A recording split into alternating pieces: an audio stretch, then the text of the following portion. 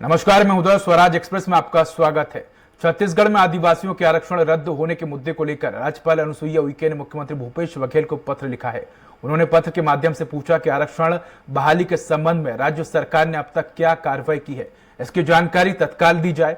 उन्होंने यह भी कहा कि राज्य सरकार विधानसभा का विशेष सत्र बुलाकर विधेयक पारित कराए या अध्यादेश के जरिए समस्या का समाधान शीघ्र करे। इस संबंध में राजभवन पूरा सहयोग करेगा। राज्यपाल ने पत्र में लिखा कि आज जनजाति समाज के विभिन्न राजनीतिक, गैर राजनीतिक संगठन, अधिकारी और कर्मचारी संगठन विभिन्न स्तरों पर प्रदर्शन कर आरक्षण बहाली की मांग कर रहे हैं। इस स्थिति से जनजाति समाज में असंतोष है और कानून व्यवस्था की स्थिति निर्मित हो रही है। उन्होंने लिखा कि जनजाति बाहुल्य प्रदेश होने के कारण बतौर राज्यपाल जनजाति हितों का संरक्षण करना उनकी जिम्मेदारी है। इस मुद्दे पर कांग्रेस के संचार प्रमुख सुशील आनंद शुक्ला ने कहा कि उनकी सरकार आदिवासियों को उनका पूरा संरक्षण और आरक्षण देने के लिए प्रतिबद्ध है। हाई कोर्ट में आदिवासियों का जो आरक्षण रिवर्ट हुआ, उसके पीछे पूर्ववर्ती रमन सरकार की अकर्मण्यता और लापरवाही है। उन्होंने हाई कोर्ट से Nandiram Kanwar committee, CS committee को क्यों छुपा के रखा था? भारतीय जनता पार्टी को इसका जवाब देना चाहिए। हमारी सरकार सुप्रीम कोर्ट गई है, मुख्यमंत्री ने कहा है आवश्यकता पड़ने पे हम विधानसभा का विशेष सत्र भी बुलाएंगे। भारतीय जनता पार्टी को इसमें बिल्कुल भी फिजूल की राजनीति मत करे, क्योंकि उसकी लापरवाही का ही नतीजा है कि आज आदिवासी समाज का आरक्षण कम हुआ है और जनता इस बात को बेहतर तरीके से समझ रही है। तो इसी खबर पर अधिक जानकारी के लिए हमारे साथ रायपुर से हमारे सहयोगी दिलीप जुड़ चुके। दिलीप, अगर बात करें तो छत्तीसगढ़ में आरक्षण एक बड़ा मुद्दा है। ऐसे में हम देख रहे हैं कि राज्यपाल अनुसुईया उइके ने मुख्यमंत्री भूपेश बघेल को पत्र लिखकर सरकार से आरक्षण के संबंध में जानकारी मांगी। आखिर क्या कुछ मुख्यमंत्री से पत्र में राज्यपाल ने जानकारी मांगी है? दिलीप जी बिल्कुल उदय, जिस तरह से हालात बने हुए हैं, हाई कोर्ट ने 58% आरक्षण को जिस तरह से असंवैधानिक करार दिया, उसके बाद से प्रदेश में आरक्षण को लेकर लगातार राजनीति शुरू हो गई है। खास करके इससे जो हाई कोर्ट ने जो आरक्षण को असंवैधानिक करार दिया, उससे ये फर्क पड़ा कि जो राज्य में पहले 58% आरक्षण था, जिसमें एसटी वर्ग को 32% आरक्षण, एससी को 12% और ओबीसी को 14% आरक्षण मिला हुआ था। लेकिन जैसे ही इस आरक्षण की ये जो प्रणाली था 58%, उसको रद्द कर दिया है और हाई कोर्ट ने, और उन्होंने पहले की तरह इसको रहने का आदेश जारी कर दिया। उससे क्या हुआ है कि जो 32% आरक्षण है आदिवासियों का, वो घट के 20% रह गए। हालांकि एससी का जो आरक्षण है 12 से बढ़कर 16% हो गया है। ओबीसी का आरक्षण यथावत 14% है। इसको लेकर कहीं ना कहीं आदिवासी समाज में एक रोष व्याप्त है, नाराजगी है, और लगातार वे अलग अलग मंचों पर धरना प्रदर्शन कर रहे हैं, आंदोलन कर रहे हैं। और भारतीय जनता पार्टी भी लगातार, भारतीय जनता पार्टी के अनुसूचित जनजाति की मोर्चा की बात करें या फिर भारतीय जनता पार्टी इसे मुद्दा बना रही है कि कांग्रेस सरकार ने सही तरीका से हाई कोर्ट में पैरवी नहीं की, अपना पक्ष नहीं रखा, इसलिए हाई कोर्ट ने ये आरक्षण है उसको रद्द कर दिया है। तो कुल मिलाकर इस मुद्दे को लेकर लगातार राजनीति हो रही है। और इस मुद्दे को लेकर भाजपा के जो वरिष्ठ नेता है, जो प्रदेश अध्यक्ष अरुण साव के नेतृत्व में भाजपा के तमाम नेता राजभवन पहुंचे और उन्होंने राज्यपाल से मिलकर इस पर हस्तक्षेप करने की मांग की है। और इसके बाद से ही ये राज्यपाल की जो पत्र है उन्होंने मुख्यमंत्री को लिखा है। और राज्यपाल साफ तौर पर कह रही है कि जिस तरह से हालात यहाँ बने हुए हैं, तो कहीं ना कहीं इससे कानून व्यवस्था की स्थिति उत्पन्न हो रही है। जनजाति जो बाहुल्य प्रदेश है, जनजातियों में खासा नाराजगी है। तो मुख्यमंत्री से उन्होंने आग्रह किया है कि इसको लेकर एक विशेष सत्र बुलाए, या फिर इसमें या तो अध्यादेश लाए या फिर विधेयक के माध्यम से इस समस्या का समाधान करे। तो कुल मिलाकर राज्यपाल भी अब इस मामले को लेकर हस्तक्षेप कर रही है, जिससे कहीं ना कहीं राजनीति फिर से गर्मा गई है। कांग्रेस का जो कहना है कि इसको लेकर जो स्थितियां बनी है, उसमें पूर्ववर्ती जो रमन सरकार है, भाजपा की जो सरकार है, उनकी कहीं ना कहीं कमियां खामियां रही, उनकी लापरवाही रही कि जब 2012 में इस व्यवस्था को लागू किया, तो उस समय जो कंवर कमेटी की जो रिपोर्ट है या फिर जो सीएस कमेटी की रिपोर्ट है, उसको सही ढंग से हाईकोर्ट में प्रस्तुत नहीं की गई, इसलिए इस तरह की जो स्थितियां है वो उत्पन्न हुई। वहीं कांग्रेस की ओर, वहीं भाजपा की ओर से आरोप लगाया जा रहा है कि सही तरीका से जो वर्तमान में भूपेश की सरकार है, उन्होंने हाई कोर्ट में इस मामले में ये अपना पक्ष नहीं रखा है। इसलिए हाई कोर्ट ने इस तमाम जो आरक्षण के मुद्दे थे, जो 50% से अधिक का जो मामला है, जो सुप्रीम कोर्ट का गाइडलाइन है, किसी भी राज्य में 50% मैं रोकना चाहूंगा आपको, मैं लौटूंगा आपके पास। हमारे साथ बीजेपी प्रवक्ता देवलाल ठाकुर जी जुड़ चुके हैं। देवलाल जी, अगर बात करें तो राज्यपाल ने मुख्यमंत्री भूपेश बघेल को पत्र लिखा है और इस आरक्षण के संबंध में जानकारी मांगी कि अभी तक सरकार ने आरक्षण के मुद्दे को लेकर क्या कुछ कार्रवाई की है। कैसे देखते हैं सर आप इसको? देखिए, सबसे पहले तो मैं आदिवासी समाज की तरफ से राज्यपाल महोदय को बहुत बहुत साधुवाद धन्यवाद देना चाहूंगा, जिन्होंने आदिवासी समाज के लिए ऐसी स्थिति में उन्होंने आदिवासी समाज के लिए सोचा कि उनका आरक्षण कम हो गया तो कहीं ना कहीं आदिवासी युवाओं को नुकसान हो रहा है। दूसरी बात ये कहना चाहूंगा कि ये सरकार छत्तीसगढ़ की जनता को गुमराह कर रही है। जब उच्च न्यायालय ने जिस दिन से अधिसूचना खारिज की, अधिसूचना खारिज करने के बाद कोई भी आरक्षण यहाँ पर कितने भी प्रतिशत में नहीं रहा, वो 0 हो गया। जब कोई अधिसूचना खारिज होती है तो पूर्व में जारी अधिसूचना स्वमेव समाप्त ही मानी जाती है। इसलिए इस सरकार ने क्या कदम उठाए, जो राज्यपाल ने जी ने पूछा है, वो महत्वपूर्ण विषय है कि आरक्षण समाप्त होने के बाद कोर्ट आरक्षण की नीति कितने प्रतिशत होंगे तय नहीं करती। आरक्षण कितने प्रतिशत किस वर्ग का होगा, ये छत्तीसगढ़ की सरकार तय करेगी, राज्य सरकार तय करती है। उसके लिए नई अधिसूचना जारी करना होगा और इस प्रदेश के मुख्यमंत्री जी को नई अधिसूचना जारी करना चाहिए। प्रदेश की जनता को गुमराह नहीं करना चाहिए। जी देवलाल जी, लौटूंगा मैं आपके पास। हमारे साथ कांग्रेस प्रवक्ता सुरेंद्र वर्मा जी जुड़ चुके हैं। सुरेंद्र वर्मा जी, अगर बात करें तो जिस तरह से राज्यपाल ने पत्र लिखा है मुख्यमंत्री भूपेश बघेल को, पत्र में कहा गया है कि आरक्षण को लेकर आरक्षण बहाली के संबंध में राज्य सरकार ने अब तक क्या कुछ किया है और इसकी जानकारी तत्काल दी जाए। साथ ही राज्यपाल ने यह भी कहा है कि विधानसभा का विशेष सत्र बुलाकर विधेयक पारित कराया जाए। राजभवन इसमें पूरा सहयोग करेगा। क्या वाकई में इस तरह से काम करने से जो आरक्षण है, वो जो बात हो रही है कि आरक्षण क्यों नहीं मिला, वो मिल जाएगा? भारतीय जनता पार्टी का पहले दिन से ही इनकी नीति और नियत जो है वो दोनों संदिग्ध है। जिस प्रकार से राजभवन के माध्यम से इन्होंने महाराष्ट्र में उस संस्था को कलंकित करने का काम किया, आधी रात को राष्ट्रपति शासन खत्म हो जाती है, भोर होने से पहले अल्पमत के नेता को मुख्यमंत्री बना देते हैं। तो हमारा जो पहला फोकस है, कांग्रेस का संघर्ष पहले दिन से ही सामाजिक न्याय के लिए रहा है और किसी का हित नहीं होगा। माननीय मुख्यमंत्री जी ने पहले दिन ही कहा कि जनसंख्या के आधार पर आरक्षण जो है अधिकार है, उसके लिए सारे संभव प्रयास किए जा रहे हैं। जो हाईकोर्ट में फैसला आया वो भी भारतीय जनता पार्टी के दोगले चरित्र को उजागर करता है। 2011 में जब ये निर्णय लिए, उस समय 2 कमेटियां की रिपोर्ट इनके पास में थी और शपथ पत्र तक में उसकी जानकारी नहीं दी गई। माननीय उच्च न्यायालय के फैसले में बहुत स्पष्ट रूप से लिखा है कि 2018 तक 6 साल से इनके पास, और जो सीएस की अध्यक्षता में कमेटी थी, जो ननकीराम कमेटी की रिपोर्ट थी, उसका जिक्र तक नहीं था शपथ पत्र में। तो ये इनकी असलियत को, इनके असलियत चेहरे को, आरक्षण विरोधी चेहरे को प्रमाणित करता है। रमन सिंह की सरकार नहीं चाहती थी, ननकीराम कंवर जी के बयान में आया है ये। तो ये किस मुंह से आदिवासी हितैषी होने का ढोंग करते हैं? भूपेश बघेल जी ने तो स्पष्ट रूप से कहा हर संभव प्रयास कर रहे हैं। सुरेंद्र जी, अगर बात करें राज्यपाल ने जी, सुरेंद्र जी, अगर बात करें राज्यपाल ने जो सुझाव दिए, क्या उन सुझावों के जरिए आरक्षण लागू किया जा सकता है? जो है उनका सुझाव स्वीकार्य है। उस दिशा में भूपेश बघेल सरकार पहले ही आगे बढ़ चुकी है।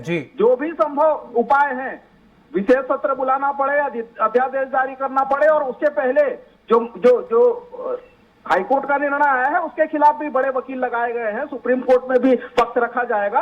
और भारतीय जनता पार्टी को नैतिक अधिकार नहीं है। वरिष्ठ नेता है देवीलाल दुग्गा जी, ये जब इनकी सरकार थी 2018 तक रिपोर्ट तक सबमिट नहीं हो पाता है तो जिम्मेदार कौन है? ननकीराम कंवर जी ने तो स्पष्ट रूप से कहा कि मैंने अपनी जिम्मेदारी पूरी करते हुए रिपोर्ट सौंप दी थी, रमन सरकार क्यों नहीं दाखिल की? और हमारी सरकार आने के बाद जब महाधिवक्ता स्वयं उपस्थित हुए थे और जब वो रिपोर्ट रखना चाहे तो माननीय उच्च न्यायालय ने स्पष्ट कहा कि उस रिपोर्ट का जिक्र शपथ पत्र में नहीं है। तत्कालीन रमन सिंह सरकार ने शपथ पत्र में जिक्र नहीं किया था और सुनवाई के दौरान जो जवाब है और संशोधित जवाब दोनों 2018 से पहले जमा किया जा चुका था। इसलिए हमारी सरकार आने के बाद अवसर नहीं मिला। पूरी जिम्मेदारी जो थी वो रमन सरकार की थी और इनकी नीयत साफ नहीं थी। जी लौटूंगा सुरेंद्र जी। देवलाल जी, अगर बात करें तो ये तो पूरी जिम्मेदारी जो है वो बीजेपी की कह रहे हैं, कांग्रेस की तरफ से सुरेंद्र वर्मा की। बीजेपी ने अपना पक्ष मजबूती के साथ नहीं रखा, जिसके चलते ये सब आरक्षण जो है वो रुक गया। देखिए, कांग्रेस बहानेबाजी करके नहीं बच सकती और ये जो कह रहे हैं कि खाली एक बात का जवाब अंधेरे में सरकार बना दिए।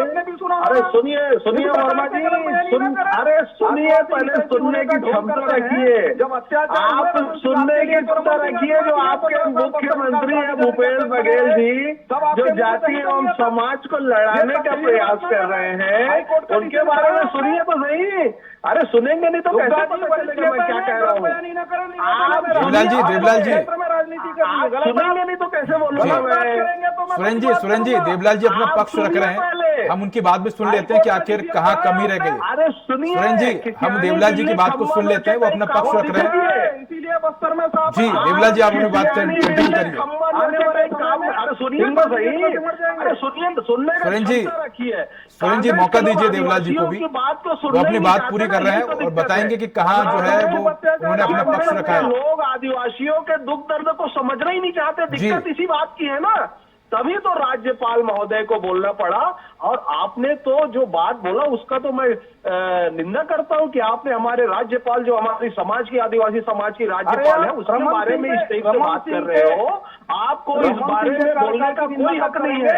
और कांग्रेस की चरित्रावली इसी से निर्मित होती है कि आपने महामहिम के खिलाफ इस प्रकार की बातें कर रहे हैं। वो तो मैं समाज के आरक्षण के लिए इस छत्तीसगढ़ में आदिवासी के संरक्षक होने के नाते से ये पूछा है कि कांग्रेस ने क्या गली चाटुकारिता में सुनिए तो है, आप बीच में बोलने के क्यों ऐसा वो कर सुरेंद्र रहे जी हैं? देवलाल जी, मैं आप दोनों आदिवासियों की बात मेहमानों सुनना ही से नहीं चाहते। निवेदन करूंगा, कांग्रेस विनती के लोग करूंगा कि एक एक आदिवासियों करके को अपनी समझना बात ही नहीं चाहते। कंप्लीट करिए, क्योंकि दर्शकों को हमारे पूंजीवाद के गुलामों समझ नहीं को आएगा कि सामाजिक कौन न्याय जो से है कोई वो सरोकार सही नहीं है है। कौन गलत है। अरे सुनिए तो सही वर्मा जी, आप सुनेंगे नहीं तो कैसे पता चलेगा? सुरेंद्र जी मौका दीजिए देवलाल जी को, आदिवासी वो विपक्ष में है, उनको भी मौका दीजिए बोलने का।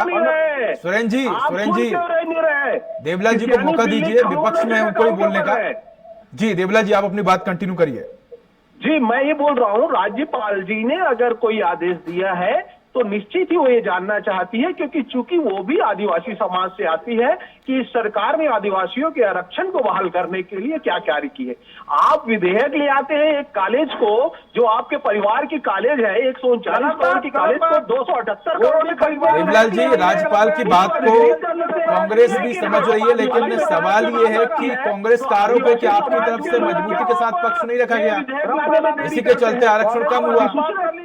अधिसूचना जारी करने में क्यों देरी करते हैं? ये शुरू से आदिवासी विरोधी जो चेहरा है, कांग्रेस का जो आदिवासी विरोधी चेहरा है, इसी बात से दिखता है कि इस प्रदेश में आदिवासियों का पैसा 900 करोड़ रुपए जमा था, उसको इनके मुख्यमंत्री ने पाटन विधानसभा में खर्च कर दिया। आदिवासियों के हक एवं अधिकार में डाका डालकर अपने पाटन विधानसभा में गांव में उपकरण बना लिया। क्या इनको शर्म नहीं आता? क्या इनका आदिवासी विरोधी चेहरा नहीं दिखता? क्या इनके नेतृत्व को समझ में नहीं आ रहा है? इनको तो अभी भानुपुर प्रतापपुर विधानसभा में आदिवासी समाज इस कांग्रेस के लोगों को घुसने नहीं देगा। देवलाल जी मैं रोकूंगा आपको, देवलाल जी मैं रोकूंगा आपको मैंने बहुत वक्त दिया है। जी सुरेंद्र वर्मा जी। उदय जी, ये बात नहीं करेंगे विषय पर। ये सड़क की बात लाएंगे, पाटन विधानसभा याद आएगा, कॉलेज का अधिग्रहण याद आएगा।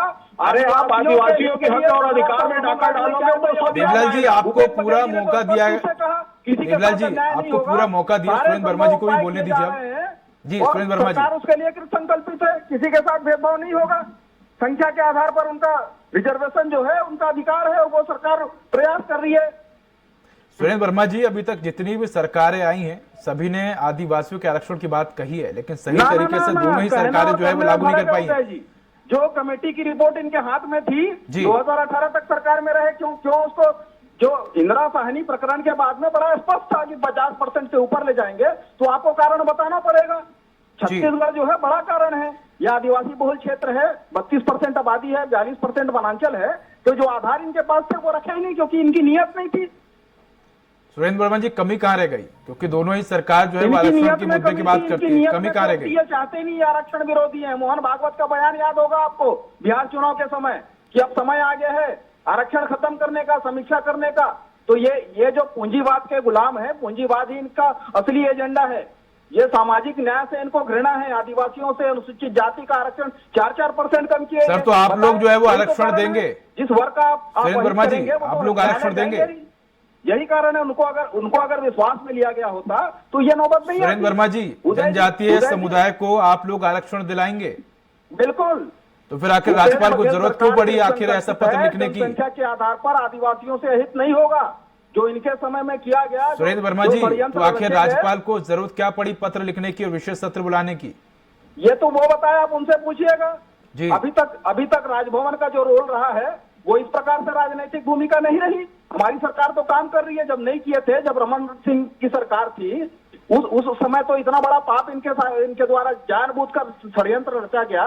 उसके जी सुरेंद्र वर्मा जी, लौटूंगा मैं अंतिम प्रतिक्रिया देवलाल जी से लूंगा। सुरेंद्र वर्मा जी, मैं लौटूंगा अंतिम प्रतिक्रिया देवलाल जी से लूंगा। देवलाल जी, अब आखिर दोनों ही पार्टी जो है वो आरक्षण मुद्दे की बात करती है। मैं आपसे समझना चाहूंगा कि आखिर छत्तीसगढ़ में किस तरह से सरकार को काम करना होगा जिससे जो जनजाति बाहुल्य समाज है उसको आरक्षण मिल सके। अंतिम प्रतिक्रिया आपकी। इसमें मूल बात यह है, कांग्रेस अपनी बहानेबाजी करके आरक्षण के मुद्दे से भाग नहीं सकती, क्योंकि इनके सर कम शब्दों में आरक्षण सीधा और स्पष्ट जवाब। दूसरी बात ये कहना चाहूंगा, जो राज्यपाल महोदय है जी, उन्होंने सरकार को पूछने की आवश्यकता ही क्यों पड़ा? ये काम नहीं कर रहे हैं, बेंद्रा राजा के समान ये मुख्यमंत्री मेहनत कर रहा हूँ करके सारे जाति वाले को बता रहे हैं कि इधर से देवलाल जी, आरोप प्रत्यारोप की मैं बात नहीं कर रहा हूं यहाँ पर। मैं सीधा आपसे जवाब चाहता हूँ कि आखिर कौन सी ऐसी प्रोसेस है, कौन सी ऐसी प्रतिक्रियाएं हैं, कौन सी ऐसी तरीके हैं जिसके जरिए आरक्षण मिलेगा? आप सिर्फ मुझे वो बताइए। जी, इनको अधिसूचना जारी करना चाहिए। छत्तीसगढ़ गवर्नमेंट को अपने सरकार में, विधानसभा में अधिसूचना जारी, कैबिनेट में मीटिंग करके एक स्थिति तय करना चाहिए। अधिसूचना जारी करके सारे जाति वर्गों को जनसंख्या के अनुपात में आरक्षण व्यवस्था लागू कर दे। उसमें क्या है, वो तो सुप्रीम कोर्ट हो या हाई कोर्ट हो, वो आरक्षण तय नहीं करती किसका कितना प्रतिशत रहेगा। वो तो राज्य सरकार को तय करना है कि जनसंख्या के अनुपात में किसका कितना प्रतिशत आरक्षण रहेगा। जी देवलाल जी, धन्यवाद, आप हमारे साथ जुड़े, इस मुद्दे पर चर्चा की। साथ ही हमारे साथ सुरेंद्र वर्मा, कांग्रेस प्रवक्ता, जुड़े। सर आपका भी बहुत बहुत धन्यवाद। और साथ ही हमारे साथ रायपुर से हमारे सहयोगी दिलीप जुड़े। दिलीप, आपका भी बहुत बहुत धन्यवाद।